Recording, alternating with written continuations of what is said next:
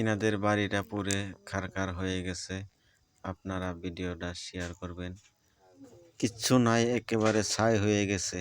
আপনারা ভিডিওটা শেয়ার করবেন, লোকেদের কাছে পৌঁছায় দেওয়ার দায়িত্ব আপনাদের। যদি পারেন এদেরকে কোনো সহায় করার ব্যবস্থা করবেন এই নাম্বারে।